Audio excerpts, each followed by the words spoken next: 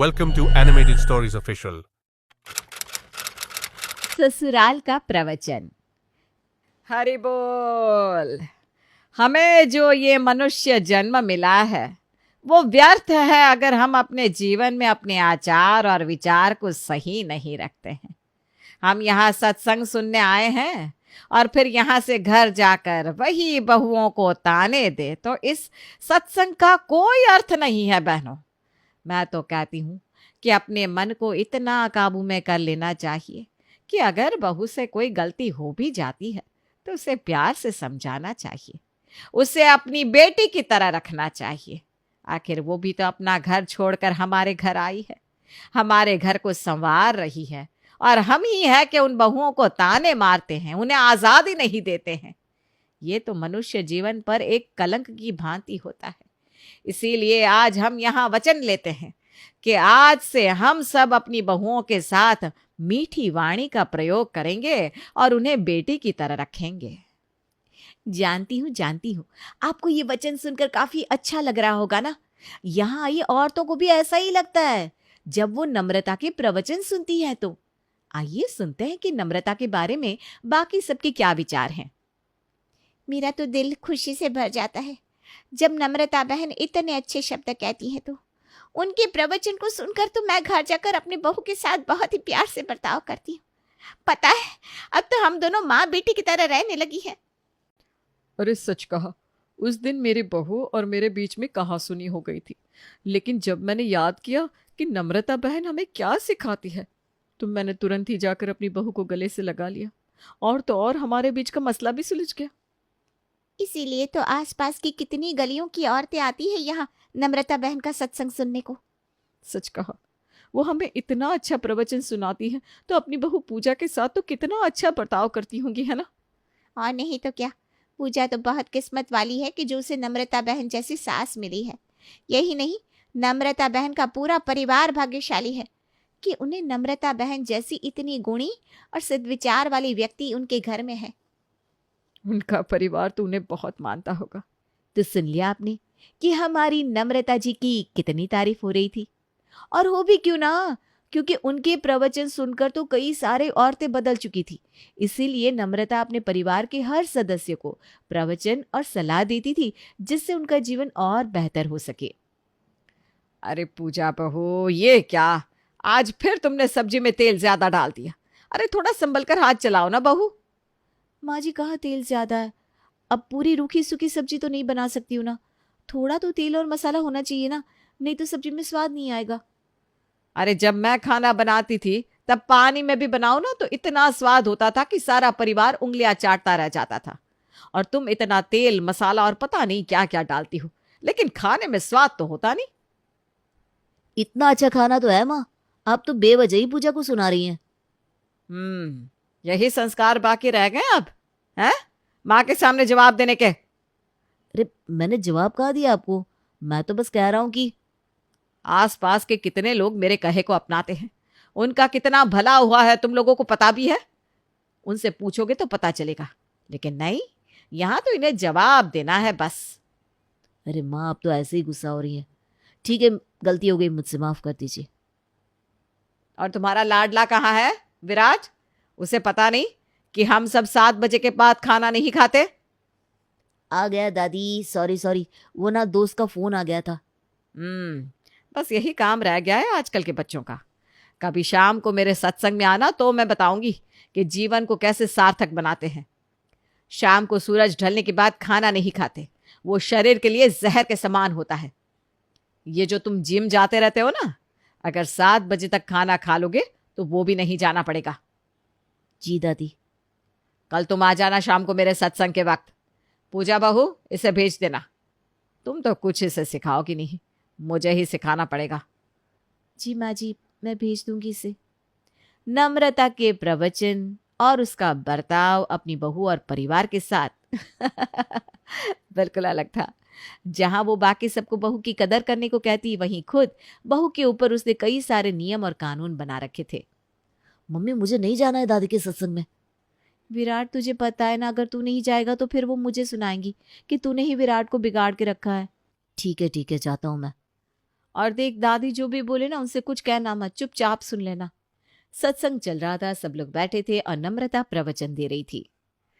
आजकल ये सारी बीमारियां हमारे खान पान के कारण हो रही है, लेकिन क्या करें, आजकल के बच्चे सुनते भी नहीं है। बाहर का खाना, फोन, टीवी, गेम्स, इन्हीं सब में इनका पूरा दिन चला जाता है। इसीलिए आज यहाँ जितने भी बच्चे आए हैं, उन्हें अगर अपनी सेहत संवारनी है तो शाम के 7 बजे के बाद खाने को हाथ भी नहीं लगाना है।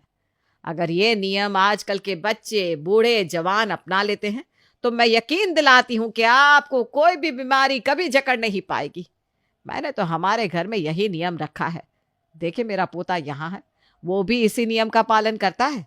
नम्रता की बातें सुनकर वहां बैठी हर महिला उनके लिए ताली बजाती है और उनकी तारीफ करने लगती है। लेकिन नम्रता सिर्फ बाहर ही नहीं, लेकिन घर में भी सबको अलग अलग बातों पर प्रवचन देने का कोई मौका नहीं छोड़ती। अरे नरेश, मैंने देखा कि तू बहुत चाय पीने लगा है। इतनी चाय सेहत के लिए ठीक नहीं है। पता नहीं इस घर के लोगों को सही ढंग से जीना क्यों नहीं आता। एक ये मेरा बेटा है जो चाय पे चाय पिए जा रहा है, दूसरी मेरी बहू जिसने अभी तक मुझे नाश्ता भी नहीं पूछा। अरे माँ जी, बस मैं आ ही रही थी, इनका टिफिन पैक कर रही थी ना, उसमें थोड़ी देर हो गई। ऐसे तो कोई पकवान नहीं बनाती है जिसमें तुझे इतनी देर लग जाए। वही रोज की रोटी सब्जी तो बनाती है। नहीं माँ जी, आज मैंने आलू की सब्जी, मसाला पूरी और मीठे में हलवा भी बनाया है। ये देखो, और इतना सब किससे पूछकर बनाया तूने? राशन की बर्बादी करना है ये, ऊपर से तेल वाली चीजें बना दी। माँ जी, आप ही तो कह रही थी ना कि रोज रोज रोटी सब्जी खाकर उब गई हूँ मैं तो। फिर जबान लड़ा रही है। नहीं नहीं माँ जी, मैं तो बस कुछ बोलने की जरूरत नहीं है। जा यहां से। मेरा मुंह क्या देख रही है? जाकर नाश्ता लेकर आ, और सुन, 1 कप चाय भी रख देना मेरे लिए। अरे माँ, अभी तो आप मुझसे कह रही थी चाय नहीं पीनी चाहिए। हाँ तो मैं तेरी तरह बार बार थोड़ी ना पीती हूँ चाय। वो कहते ना, जो लोग ज्यादा ज्ञान देते हैं वो खुद उस पर कभी अमल नहीं कर पाते। बस हमारी नम्रता का भी यही हाल था कुछ। हरि बोल। अरे आजकल की सास को तो ये बात बर्दाश्त ही नहीं होती कि उनकी बहू मायके जाए। पता नहीं क्यों ऐसा करती हैं वो।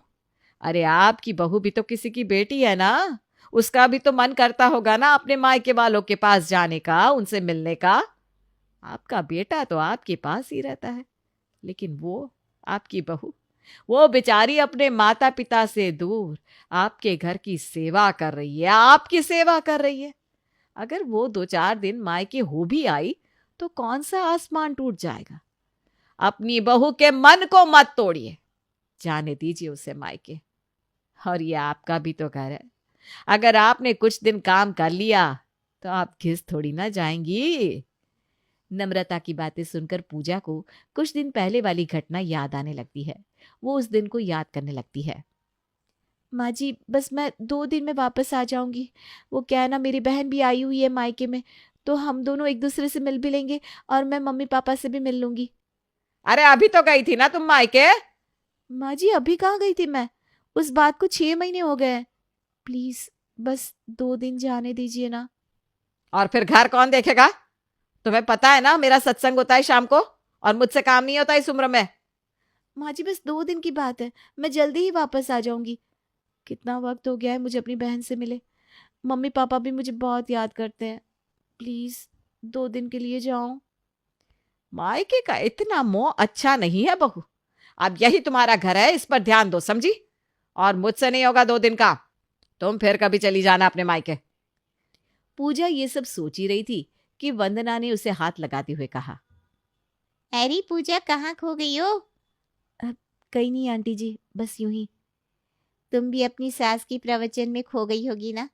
हम सब भी यूं ही खो जाते हैं जब वो हमें प्रवचन देती है। तो तुम तो बहुत भाग्यशाली हो कि तुम्हें ऐसी सास मिली है। मैं बहुत भाग्यशाली हूँ, सच कहा आपने।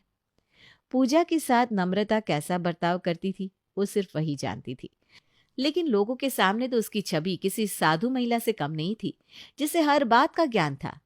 लेकिन उनके परिवार के साथ साथ एक और व्यक्ति था जिसे नम्रता का असली चेहरा पता था, और वो थी उसकी पड़ोसन सविता, जो कई सालों से उसके पड़ोस में रहती थी लेकिन उसके सत्संग में कभी नहीं आती थी। देखो अपनी अपनी किस्मत है ना, पास में गंगा बह रही है लेकिन डुबकी लगाने का वक्त नहीं है लोगों के पास। अरे सबकी किस्मत में कहाँ होता है साधु संतों का साथ। हम तो भाग्यशाली हैं कि हमारे कानों को इतना अच्छा ज्ञान सुनने को मिल रहा है। अब सबकी किस्मत हमारे जैसे कहाँ है। हाँ, कुछ लोग तो घमंड में ही जीवन बिता रहे, ना कोई सद्विचार है ना प्रभु का नाम। अरे छोड़ो ना, ऐसे लोगों को तो फर्क ही नहीं पड़ता किसी की बात से। हाँ, सही कहा तुम दोनों ने। मुझे कोई फर्क नहीं पड़ता, क्योंकि मुझे पता है कि मैं कम से कम किसी गलत इंसान को तो अपना गुरु नहीं बना रही हूँ, जो अंदर से कुछ और है बाहर से कुछ और, जो प्रवचन तो देती है लेकिन खुद उस पर अमल नहीं करती। अरे नम्रता बहन के बारे में ऐसा बोलने से पाप लगेगा, पाप। वो कितना अच्छा सत्संग करती है, सबको सही मार्ग दिखाती है, सबको प्रेरित करती है धर्म के मार्ग पर चलने के लिए। मैं उसकी पड़ोसन हूँ, मुझे पता है कि वो क्या चीज़ है, और मैं जल्दी तुम सबको भी दिखा दूंगी कि असल में वो है क्या। अरे चलो चलो यहाँ से, इसका तो दिमाग ही खराब हो गया है। सविता की बात वहां खड़ा विराट सुन लेता है। उसे लगता है ऐसा कुछ तो है जो सविता को उसकी दादी के बारे में पता है, इसलिए वो सविता से बात करने जाता है। आंटी, क्या मैं आपसे बात कर सकता हूँ? हाँ हाँ बेटा, आओ ना। मैं जानती हूँ तुम मुझसे किस बारे में बात करने आए हो। आप मुझे जानती हैं आंटी? मैं अच्छे से जानती हूँ, तुम मेरी सहेली के पोते हो। क्या सहेली? सविता की बात सुनकर विराट के होश ही उड़ गए, क्योंकि सविता वो एक ही महिला थी जो उसकी दादी के सत्संग में नहीं आती थी। फिर वो उन्हें अपनी सहेली भी कह रही थी। लेकिन अगले दिन सविता इतने सालों में पहली बार नम्रता का प्रवचन सुनने आती है। आखिर आज इसे भी आना ही पड़ा। जरूर मेरी तारीफ सुनी होगी सबसे, तभी तो यहाँ आई है। आज तो मजा ही आएगा प्रवचन करने में, सच में। देख, आज ये भी आई है, लगता है हमारी बातों का असर हो गया इस पे। हाँ, इससे भी बुद्धि आ गई होगी। चलो अच्छा है। हरि बोल। आज हमारे सत्संग में काफी सारे बच्चे भी आए हुए हैं, लगता है मेरे पोते के दोस्त हैं। बच्चों, अच्छा है आप छोटी सी उम्र से ही प्रवचन सुन रहे हो। ऐसे ही मन लगाया करो पढ़ाई में भी और सत्संग में भी।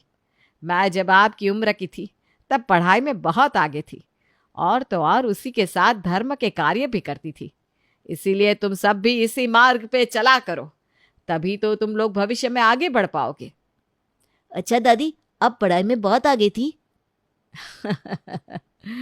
बेटा, अब मैं अपनी तारीफ क्या ही करूं सबके सामने।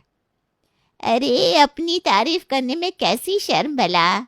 मैं आप सबको दिखाती हूँ कि हमारी नम्रता पढ़ाई में कितनी आगे थी। ये देखिए, ये है इसकी 10वीं की मार्कशीट। दादी, अब 10वीं में फेल हो गई थी, लेकिन आपने तो कहा आप बहुत अच्छे से पढ़ाई करती थी।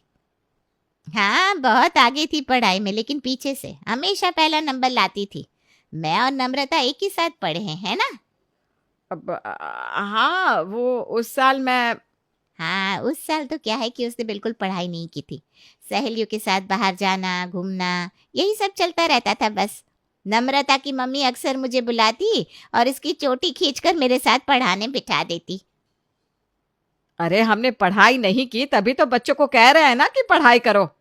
अच्छा, ठीक उसी तरह जिस तरह तुम बाकी सबको बहू के साथ अच्छा बर्ताव करने को कहती हो और खुद उस पर कभी ताने मारना, कभी उसके साथ गुस्से से पेश आना, उसे मायके ना जाने देना जैसा बर्ताव करती हो। वो क्या है ना, मैं तुम्हारे पड़ोस में रहती हूँ तो सब कुछ साफ साफ सुनाई देता है ना, इसलिए कह रही हूँ। अरे ये सब तो हम बस।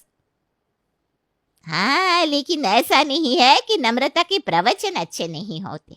मैं मानती हूँ कि वो जब कहती है कि हमें 7 बजे के बाद खाना नहीं खाना चाहिए, बहुत अच्छी बात कहती है। हाँ, वो बात अलग है कि खुद रात को चुपके से रसोई में खाना खाती रहती है। अच्छा, तभी हमारे घर में सुबह तक खाना कभी बचता ही नहीं था। दादी, आपको रात को भूख लगती है इसलिए आप खाना खा लेती है, आपको बता देना चाहिए था। अरे कोई बात नहीं बेटा, नम्रता जो कहती है वो बाकी सब तो करती ही है ना। क्या हो गया अगर वो खुद इसका पालन नहीं करती तो? अरे हमें तो लगा था ये कोई बड़ी साधु और गुरु होंगी, ये तो खुद अपने कहे पर अमल नहीं करती। हम भी किसे अपना गुरु मान बैठे थे। अरे चलो भाई चलो, यहाँ से सब चलो, अब हम नहीं आएंगे। अरे रुको, मेरी बात तो सुनो साहब। नम्रता, तुम प्रवचन तो कर लेती हो, लेकिन उस पर एक बार अमल करके भी देख लो, शायद तुम्हारा सच में उद्धार हो जाए। दादी, आपको पता है, आज मैंने एक बहुत गहरी बात सीखी है कि हमें अपना गुरु बहुत सोच समझकर चुनना चाहिए, जो सच में उस मार्ग पर चलता हो जो वो कहता है। पाखंडी लोग सिर्फ धर्म की बात कर सकते हैं, धर्म के मार्ग पर चल नहीं सकते। उस दिन के बाद नम्रता का प्रवचन सुनने कोई नहीं आता था। शायद उन्हें भी समझ में आ गया था कि जो सदैव दिखता है वैसा होता नहीं।